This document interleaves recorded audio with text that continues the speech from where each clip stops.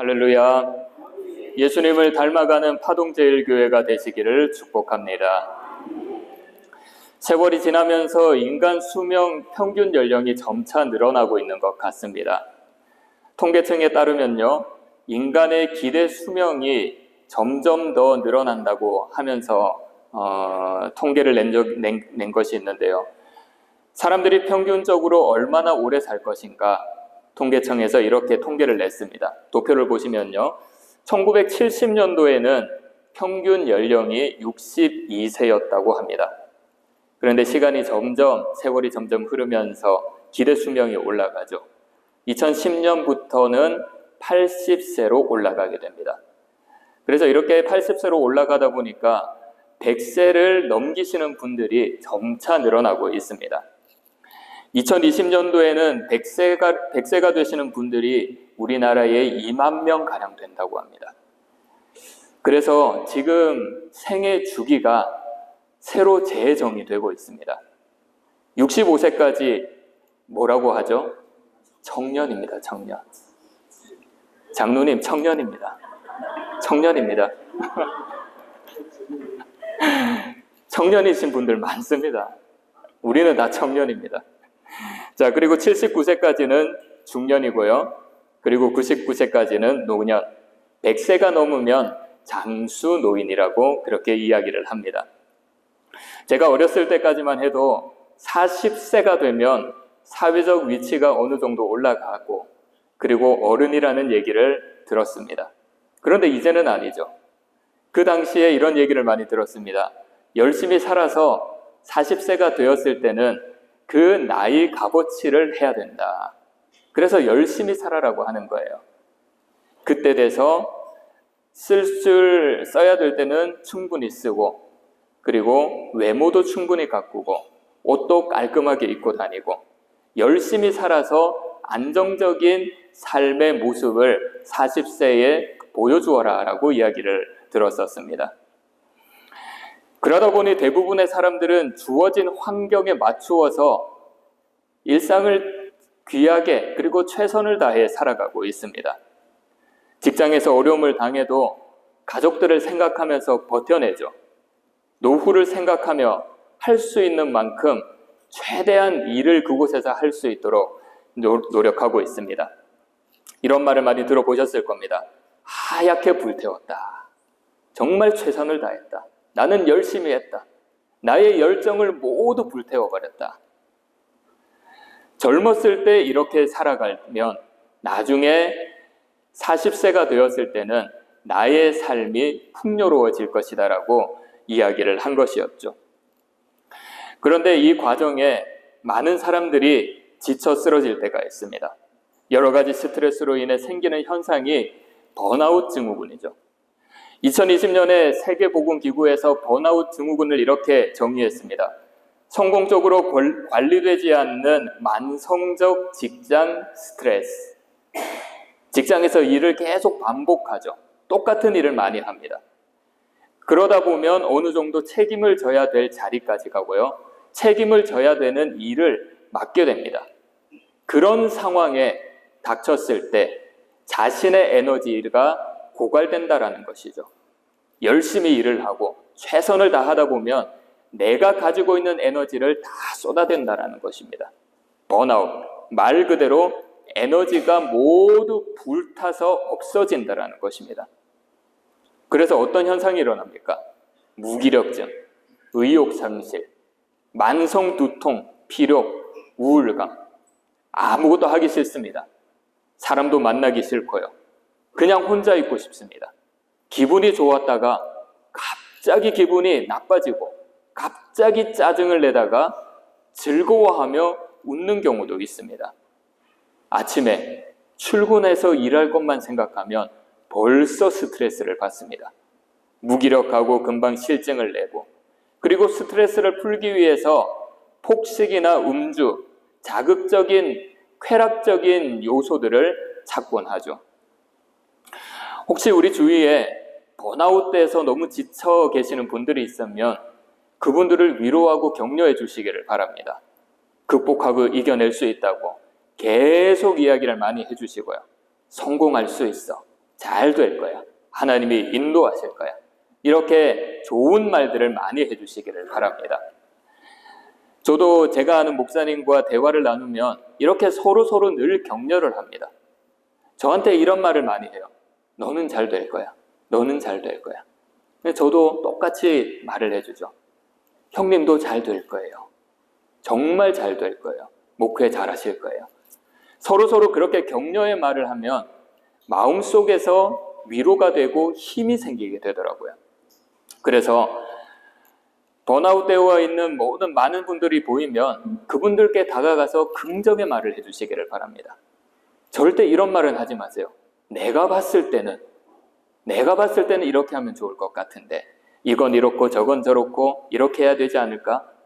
그런 말을 하면서 위로한다고 생각하지만 오히려 그 말을 들으면 위로받는 것보다 듣는 당사자는 더 답답한 마음이 들 수도 있습니다. 그래서 어설픈 위로의 말보다는 그 사람의 이야기를 많이 들어주고 중보기도를 하고 잘 될 거야. 하나님이 도와주실 거야. 인도하실 거야. 그렇게 긍정의 말을 많이 해주시기를 바랍니다. 오늘 본문에 나오는 사도 바울의 삶을 생각하면 사도 바울은 최선을 다해서 살아갔습니다. 그런데 사도 바울은 번아웃되지 않았습니다. 오히려 그의 삶을 보면, 그의 고백을 보면 힘이 넘쳐났습니다. 낙심하지도 않고요, 지치지도 않고요, 쓰러지지도 않았습니다. 우리 함께 본문 24절을 읽겠습니다. 시작.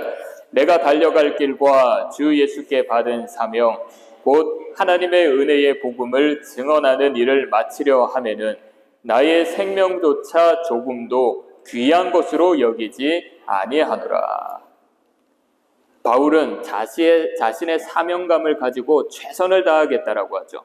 내가 달려갈 길을 다 달리고 주 예수께 받은 그 사명을 다 하기만 한다면 내 목숨이 전혀 아깝지 않다라고 하는 것입니다. 방금 말씀드린 대로 사도 바울은 엄청난 일정으로 사역을 감당했습니다. 소아시아 지역을 뛰어넘어서 유럽 지역까지 넘어갔고요. 곳곳을 다니면서 예수 그리스도의 복음, 예수 그리스도의 능력을 선포했습니다. 여러 곳을 다니면서 에너지를 많이 소모했을 것입니다. 그뿐 아니라 유대인들의 여러 방해로 인해서 마음의 상함, 절망을 가졌을 수도 있을 것입니다.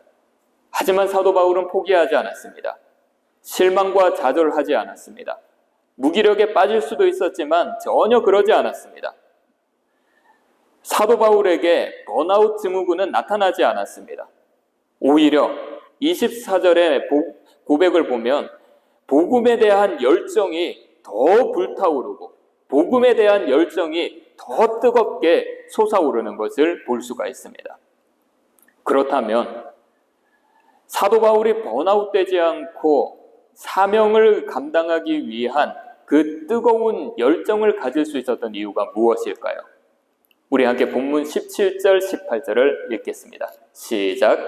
바울이 빌레도에서 사람을 에베소로 보내어 교회 장로들을 청하니 오매 그들에게 말하되 아시아에 들어온 첫날부터 지금까지 내가 항상 여러분 가운데서 어떻게 행하였는지를 여러분도 아는 바니.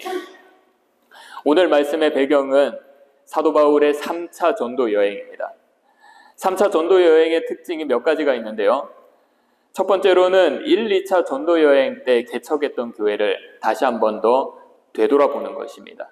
그곳에서 여러 가지 문제가 있으면 해결해주고 그리고 잘못된 믿음이 있으면 바로 잡을 수 있도록 지도를 했습니다.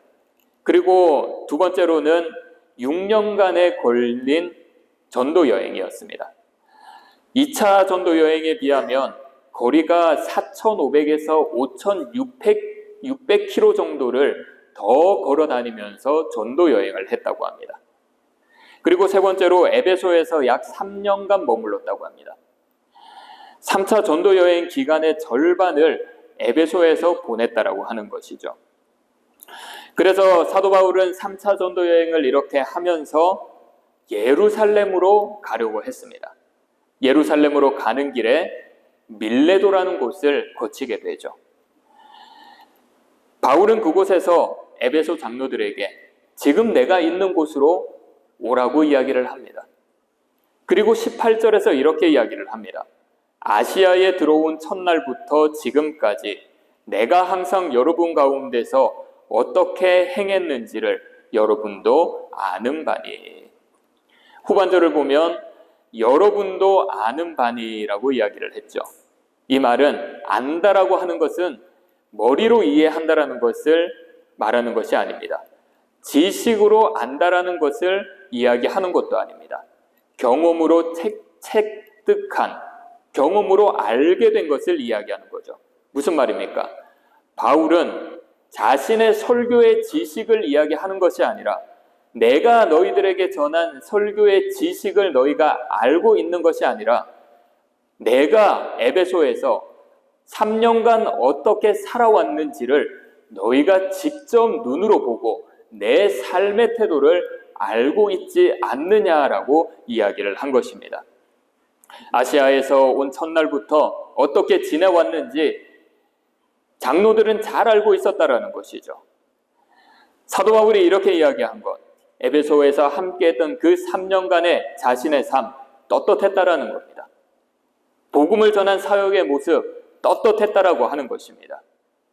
사랑하는 여러분, 지금 우리가 살아가는 시대는 4차 산업혁명 시대입니다. 1차는 18세기에 있었고요. 기계화를 통해서 혁명이 일어났습니다.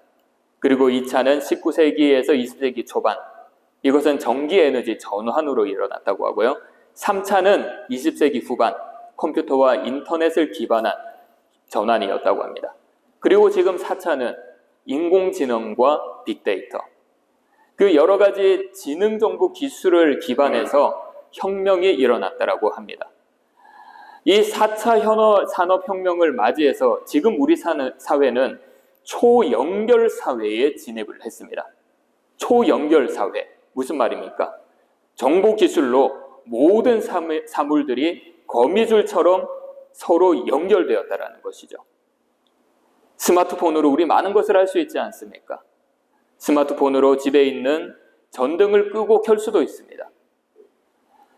에어컨을 끄고 켤 수도 있습니다. 그리고 전 세계에 있는 사람들과도 서로 연락을 할 수 있습니다. 은행 업무도 스마트폰으로 웬만한 것을 다 할 수가 있습니다. 그래서 우리 한 사람은 기계를 통하여 여러 가지와 연결되어 있다고 하는 것이죠. 그것이 초연결 사회, 지금 이 사회를 이야기하고 있는 것입니다. 삶의 태도도 이와 같습니다. 삶의 태도는 내가 어떤 사람인가를 보여주는 지표입니다. 쉽게 포기하는 사람을 보면 우리는 어떤 마음이 듭니까?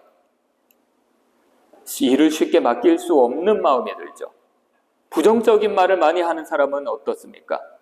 그 사람에게 의견을 묻는 것을 머뭇거릴 때가 있습니다. 물으면 부정적인 것만 이야기하니 물어보기가 조금 걱정이 될 때가 있죠. 그리고 누구와 함께 일하고 싶습니까?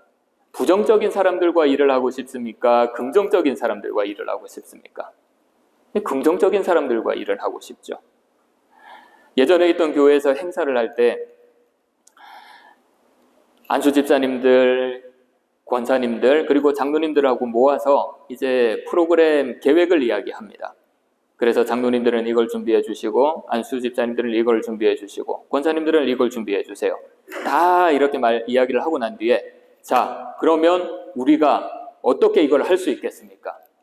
제가 봤을 때는 그 교회 상황에서 할 수 없는 것들이 몇 가지가 있었습니다.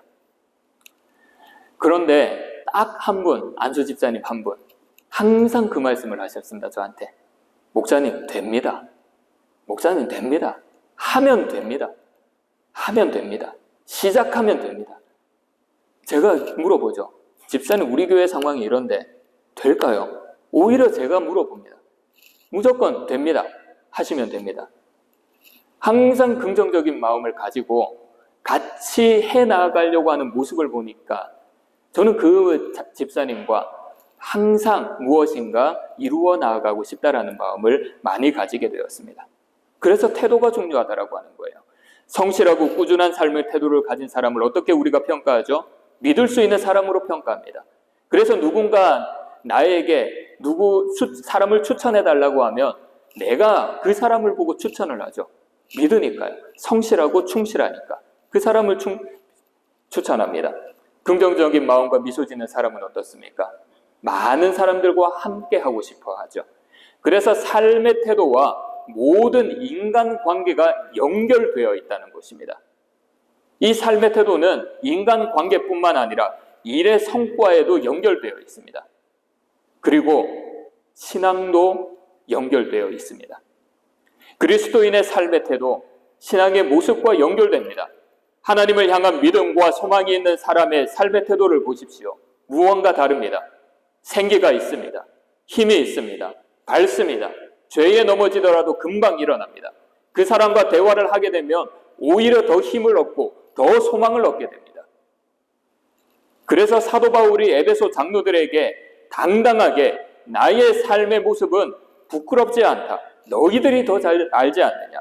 신앙과 사역에 대해서 자신의 삶의 모습이 떳떳하다라고 이야기한 것이죠. 사랑하는 여러분, 이렇게 삶의 태도는 우리의 삶에 있어서 굉장히 중요합니다. 우리의 삶의 태도를 통해서 우리와 연결되어 있는 모든 사람들에게 하나님의 영광을 나타낼 수도 있고요. 좋은 영향력을 미칠 수도 있고요. 절망에 빠져 있는 사람을 희망으로 바꾸어 그 사람이 올바른 삶을 살아갈 수 있게 만들 수도 있습니다. 그래서 우리는 창문입니다. 창문. 교회 옆에 보시면 창문 있죠. 지금 창문을 한번 보십시오. 뭐가 보입니까? 바깥 환경이 보이죠. 바깥 환경. 세상 사람들은 창문인 우리의 삶을 통해서 교회를 봅니다. 창문인 우리의 삶을 통해서 하나님의 역사를 봅니다. 어떤 찬양의 가사처럼 창문인 우리를 통해서 하나님의 사랑을 볼 수 있고요. 창문인 우리를 통해서 세상이 예수를 보게 된다는 것입니다. 하나님의 허락하신 일상을 살아가며 올바른 삶의 태도를 가지시는 분들이 되시기를 바랍니다. 바른 신앙의 태도를 통해서 하나님과의 온전한 관계를 가지시는 그리스도인이 되시기를 바랍니다. 우리의 삶과 신앙의 올바른 태도를 통해서 하나님의 영광을 나타내시는 복된 분들이 되시기를 축복합니다. 그렇다면 어떻게 해야지 올바른 삶의 태도로 살 수 있을까요? 어떻게 해야지 올바른 삶의 태도로 살 수 있을까요? 본문 19절, 21절, 19절에서 21절 함께 읽겠습니다. 시작. 곧 모든 겸손과 눈물이며 유대인의 관계로 말미암아 당한 시험을 참고 주를 섬긴 것과 유익한 것은 무엇이든지 공중 앞에서나 각 집에서나 거리낌 없이 여러분에게 전하여 가르치고 유대인과 헬라인들에게 하나님께 대한 회개와 우리 주 예수 그리스도께 대한 믿음을 증언한 것이라. 이 말씀은 바울이 에베소에서 내가 어떻게 사역을 했다라는 것을 이야기한 것입니다. 정리하면 이렇습니다. 모든 눈물과 겸손으로 사역했습니다. 여러 가지 관계로 당한 시험을 참아냈습니다. 겸손과 많은 눈물을 주님께 섬겼다는 것이죠. 그 가운데 유대인들의 음모가 있었지만 그 모험과 시련을 겪으며 주님을 섬겼다라는 것입니다. 유익한 것은 무엇이든지 전하고 가르쳤고요. 하나님에 대한 회개와 예수 그리스도에 대한 믿음을 증언했다라고 합니다. 이방인이든지 유대인이든지 가리지 않고 복음을 전하며 그들을 회개케 했고 우리의 죄를 사하기 위해 십자가에 달려 돌아간 그 예수 그리스도의 복음, 예수 그리스도를 믿을 수 있도록 증언했다라고 하는 것이죠. 눈물과 겸손, 여러 가지 관계와 시험, 유익한 것을 전하는 것, 무엇과 또 연관이 됩니까?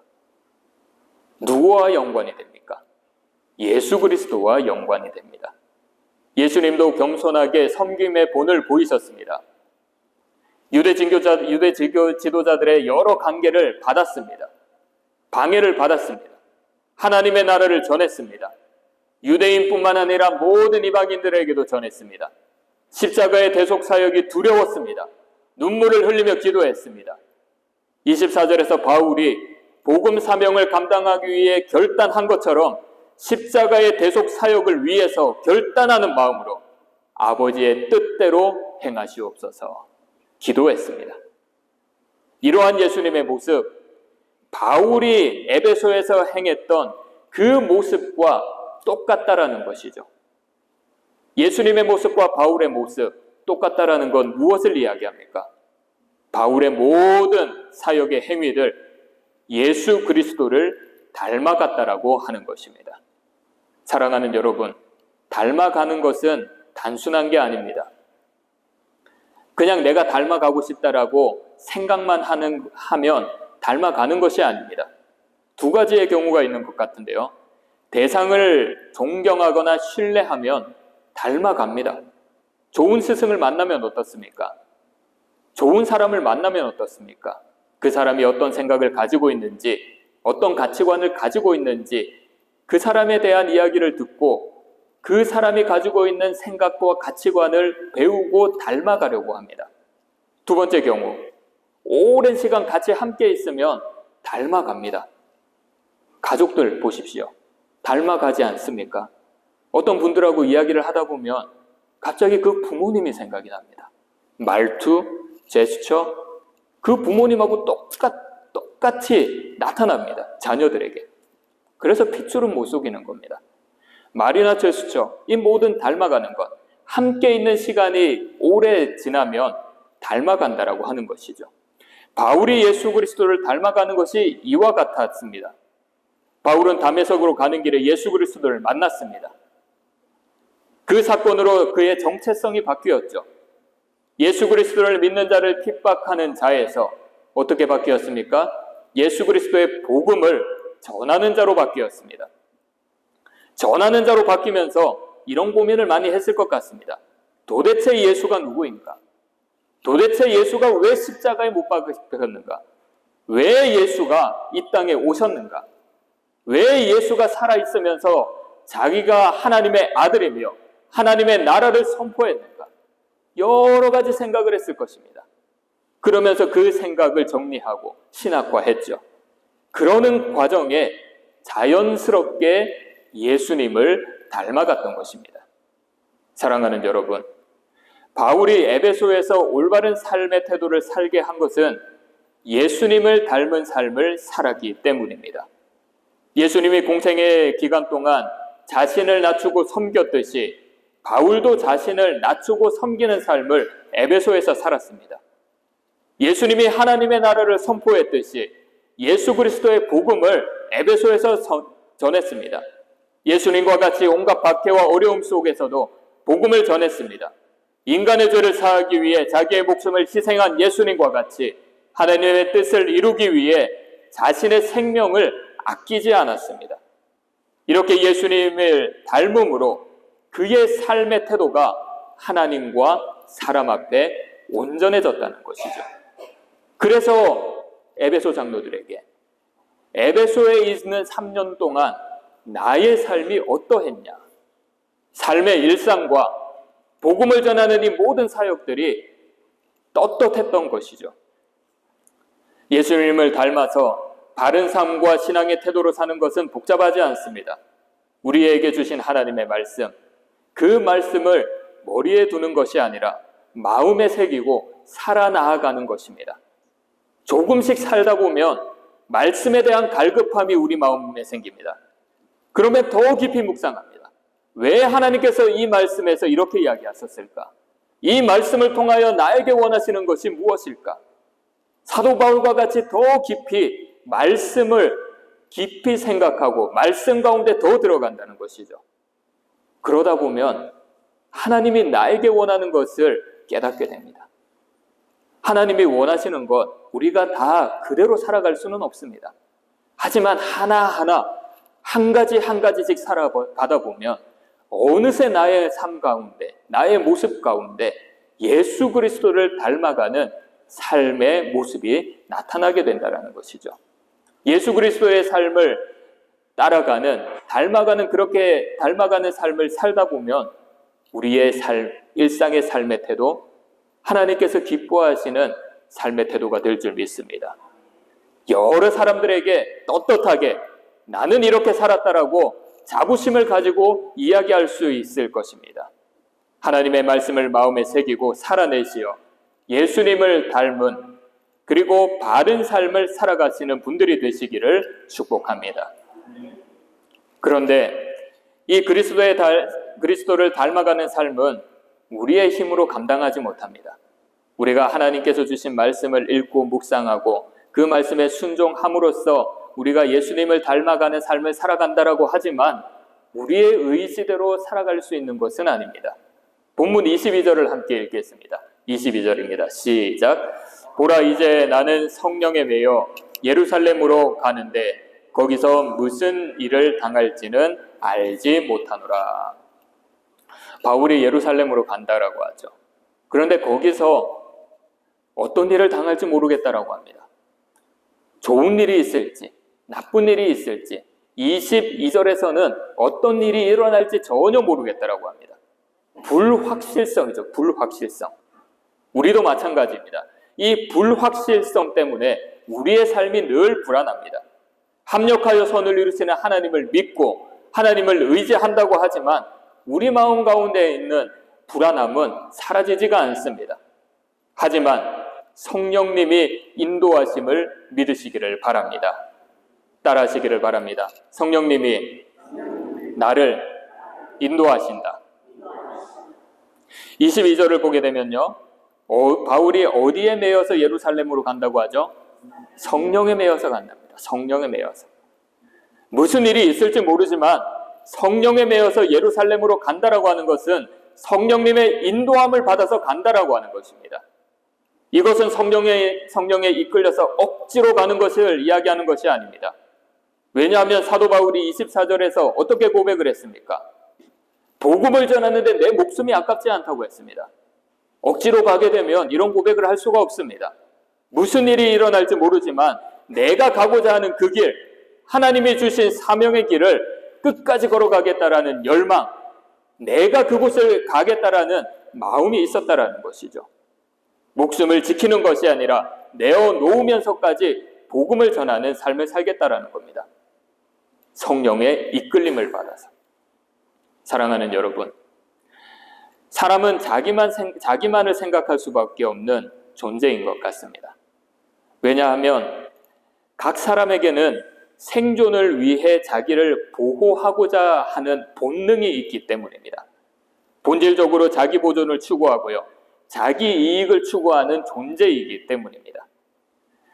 팀 켈러의 내가 만든 시내라는 책을 보면요, 거짓된 안정감이라는 이야기를 하고 있습니다.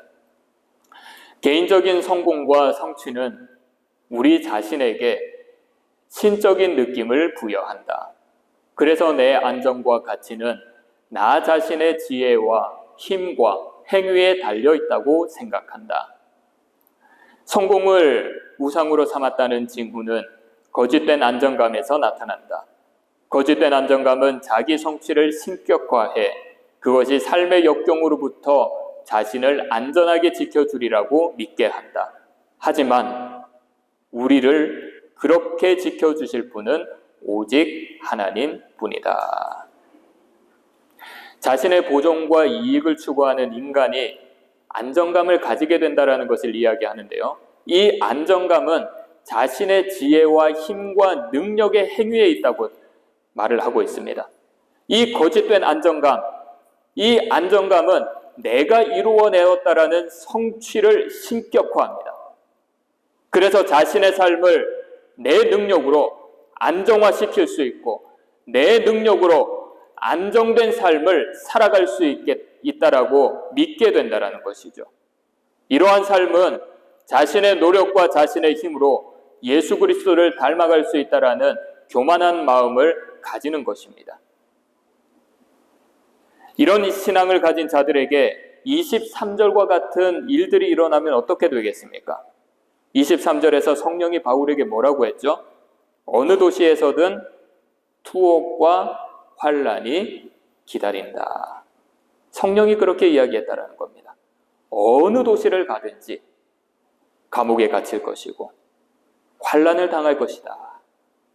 내 능력으로 예수 그리스도를 닮아가는 삶을 살아갈 수 있다라고 하는 사람들에게 이런 일이 생긴다면 어떻게 될까요? 자기 중심적 신앙을 가진 자들은 다 포기할 것입니다.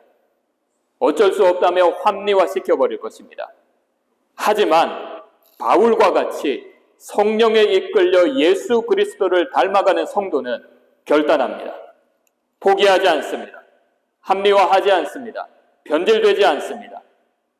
그래서 예수 그리스도를 닮아가게 하는 것은 내가 아니라 성령님임을 믿습니다.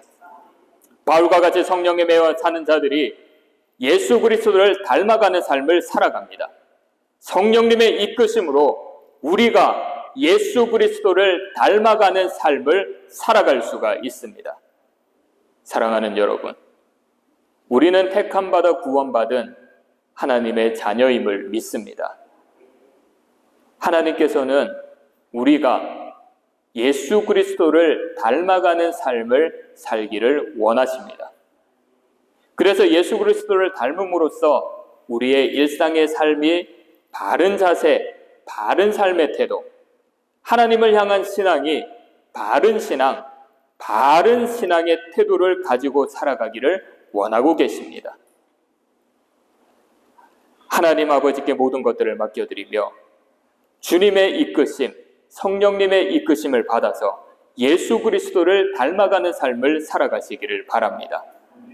그래서 그 삶을 통해서 우리 모든 성도님들의 삶이 사람들 앞에 칭찬받고 사람들 앞에 인정받는 바른 태도의 삶을 살아가시기를 바랍니다. 하나님 아버지께서 이러한 삶을 살아가실 때 우리에게 큰 복을 허락해 주심을 믿습니다. 이번 한 주간 성령님의 이끌림에 예수님을 닮아가는 삶을 살아가시고 그 삶을 통하여 바른 신앙, 바른 삶의 태도로 살아가시어 하나님께 칭찬받고 많은 사람들에게 인정받는 삶이 되시기를 축복합니다.